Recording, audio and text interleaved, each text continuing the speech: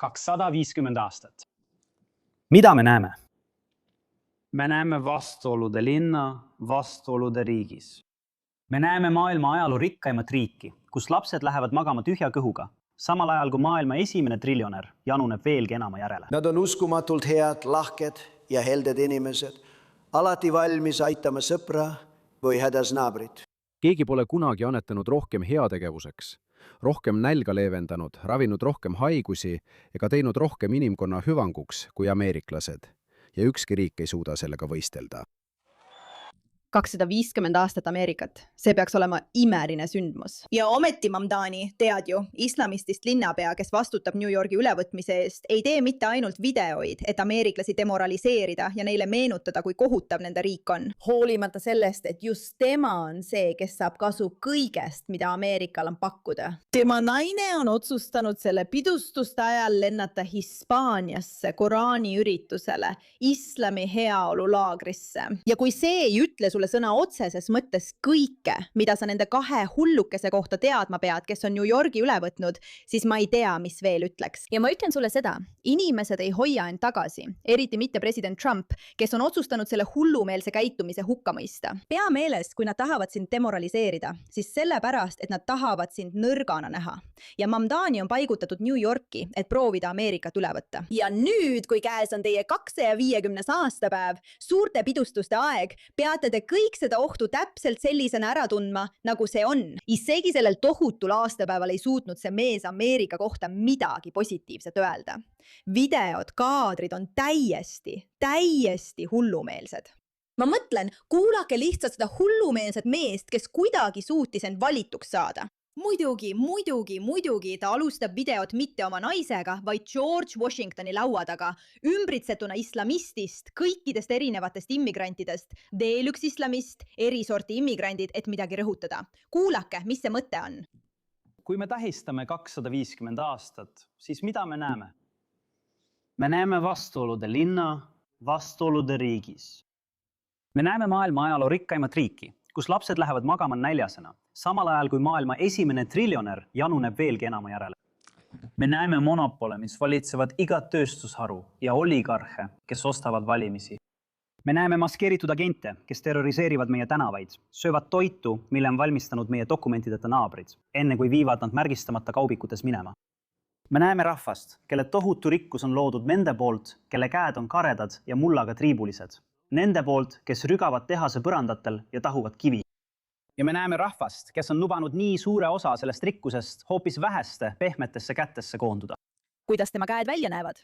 Tema käed näevad väga pehmed välja, nagu ta oleks üks neist vähestest välja valitudest. Irooniline. Kui irooniline on see, et see mees ei oska arvutada, kuigi ta on linnapea ja ta süüdistab valimisi pettuses, väites, et need on oligarhide poolt ära ostetud. See, et ta on islamist, kes on paigutatud New Yorki, on naeruväärne. Aga kas sa kuulsid? Kas sa kuulsid kõike, mida ta ütles? See kõik oli mõeldud selleks, et sind demoraliseerida. Et panna sind tundma, nagu oleks võimatu elada riigis, kus nüüd on triljonär. Ja on need inimesed, kes on ebaseaduslikult sisse tulnud, aga see pole oluline. Neid eemaldatakse. Kuidas saaksid sa tähistada nii kohutavat riiki?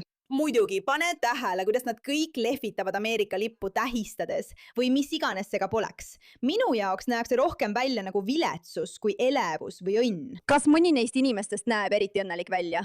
Ei. Ja see ongi sinu märk. See on märk, et nad ei ole siin selleks, et Ameerikale midagi head teha. Nad on siin selleks, et seda hävitada. Kuula veel kord tema sõnu. Kui me tähistame 250 aastat, siis mida me näeme? Me näeme vastuolude linna, vastuolude riigis. Me näeme maailma ajaloo rikkaimat riiki, kus lapsed lähevad magama tühja kõhuga, samal ajal kui maailma esimene triljonär januneb veelgi enama järele. Ta ei räägi sellest, et esimene triljonär on teinud sadadest inimestest miljonärid ja aidanud neil vaesusest välja tulla lihtsalt tema ettevõttes töötades ja olles arukad. Ta ei räägi ka sellest, et ka tema ise on immigrant. Ja ka tema kasutas seda rõhuvat süsteemi, et olla piisavalt rikas, et saada linnapeaks ja abielluda oma naisega, kes kannab rõõmuga $100 väärtuses kingi. Aga selle asemel tahab ta rääkida ainult rõhumisest, kui kohutav see on, kui täiesti kohutav see on. Ja muidugi tahame meelde tuletada kõigile meie vaatajatele, kes on siin uued, et just nii nad teevadki. Islamistid, kes tahavad linna vallutada, teevad seda sõbrustades sotsialistidega, kes suudavad levitada narratiivi, et see riik on kõige hullem koht kogu maailmas.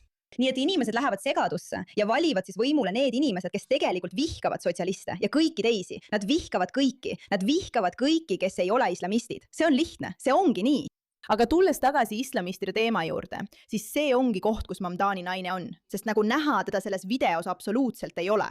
Mamdani naine, Rama Douaji, jätab vahele Ameerika 250. iga-aastase islami vaimse heaolu retriidi Hispaanias. Tõsi lugu, selle asemel, et siin olla. Muide, see on umbes 5 või 10-minutiline video ja ta lihtsalt jätkab ameeriklaste demoraliseerimist. Liiga paljud meie juhtidest ei usu sellesse visiooni, et see riik oleks tagakiusatute varjupaik, vaid pigem sellesse, et see riik kiusab taga neid, kes otsivad varjupaika. Vaata igav. Ta räägib sellest, kuidas neid taga kiusatakse. Vaata teda. Ta on New Yorgi linnapea ja istub seal ning räägib, kui kohutav kõik on. Kui me tähistame 250 aastat, siis mida me näeme? Ma ei suuda teda kuulata ilma, et tahaksin ise kuula seda. New Yorgi linnapea Ramdais Rafe Rama Douaji jätab sel nädalal Ameerika 250. aastapäeva tähistamise vahele ning osaleb selle asemel islami vaimsel heaolu retriidil Hispaania kuurordisaarel Mallorcal, mitte patriootlikul pidustusel, nagu The Post teada sai. Dallases üles kasvanud, Dubais hariduse saanud, Süüria-Ameerika kunstnik, kellel on pikk ajalugu Ameerika Ühendriikide kritiseerimisel, märgati esmaspäeval Newarki rahvusvahelises lennujaamas 8-tunnisele lennule Mallorcale minemas. Ta suundub Women's Sanctuary korraldatud väljamüüdud retriidile ning osaleb seal illustraatori ja keraamikuna programmis Prophets Artists in Residence. Saad aru, mida ma mõtlen? Väga tähtis. Muidugi on see palju tähtsam, kui olla osa Ameerika pidustusest. Koraani retriidi plaanid maksavad külalistele $3400. See algab kolmapäeval ja kestab esmaspäevani ning keskendub islami tekstides mainitud pühadele lilledele, kunsti, botaanika töötubade ja vaimsete mõtiskluste kaudu. Grupi veebisaidi andmetel on Douaji seejärel plaanis aidata korraldada veel üht väljamüüdud retriiti ühenduse Women's Sanctuary jaoks Prantsusmaal, mis toimub 9.–12. juulini ja kannab pealkirja Maaria Koraanis. Seal uuritakse põhjalikult Maaria säravat pärandit, kes on Koraanis kõige austatum naine. Kas me võiksime lihtsalt rääkida sellest, et kui su abikaasa on New Yorgi linnapea, siis ei, lillede retriit Hispaanias ei ole tähtsam kui pidustused. Aga muidugi, kui sa oled Rama Douaji ja sa sõna otseses mõttes vihkad Iisraeli ja vihkad Ameerikat. Ma ei tea, miks ma seda just ütlesin, see oli freudistlik vääratus. See on lihtsalt nende sõnade tõttu, mis siin on. On uskumatu näha, kuidas need inimesed on tegelikult võimule saanud. Konservatiivne kommentaator ja koomik Aaron Veksler postitas reedel fotosid oma ükskõiksest naisest, kes istus United Gates Airline'is. Vaata seda. See on see postitus. Kus see on? Naljakas, kuidas siis, kui Zohra Mamdani käskis New Yorgi elanikel oma konditsioneeri madalamaks keerata, tema enda konditsioneerid, Raif Rama Douaj, oli samal ajal lennukile minemas, et pidutseda Mallorcal. Tuletan meelde, et ma ei saa teda märkida, sest ta kustutas oma konto pärast seda, kui avastati uskumatult solvavad säutsud. Šampanja sotsialistid. Jah, see on see kohutav vastik naine. Ja ta ongi vastik, kui sa natuke tema ajalugu uurid. Siin ta on. Siin ta on sõna otseses mõttes $3400 eest joogalaagris, mis on mõeldud moslemite õpinguteks. Kas sa kujutad ette? Ja tema abikaasa räägib sotsialismist, propageerib sotsialismi. Sa võid neid täispikki videoid vaadata, kui sul on tõesti igav ja tahad hulluks minna. Aga vaatame, kuidas Trump on reageerinud, sest loomulikult on tal midagi öelda. Meie õigused siin on antud meile Jumala poolt, kes meid lõi, ja neid õigusi ei tohi rikkuda. Ameeriklased usuvad omal jõul hakkama saamisse. Me ei vaata edule kadedusega. Ja ma ütlen, et mõned inimesed on kadedad ja mõned ei ole. Meie ei ole, vaid tunneme imetlust ja me teenime selle välja. Ning me teenime selle alati välja ja austame seda alati. Me oleme uskumatult head, lahked ja helded inimesed, alati valmis aitama sõpra või naabrit, kes on hädas.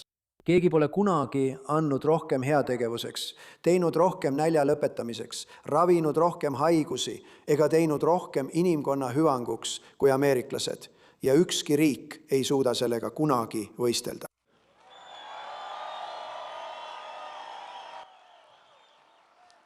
See ongi see, kuidas näeb välja tõeline Ameerika toetamine. Rääkida sellest, kui suurepärane Ameerika on ja kui palju head ta teeb ning seda tuleks tähistada ja selle üle uhkust tunda. meie tunneme selle üle uhkust, tead. mitte nii, et see riik on kõige hullem, sest meil on nüüd triljonär. Triljonär, kes tegi väga palju miljonäre, sest nii matemaatika töötabki. USA.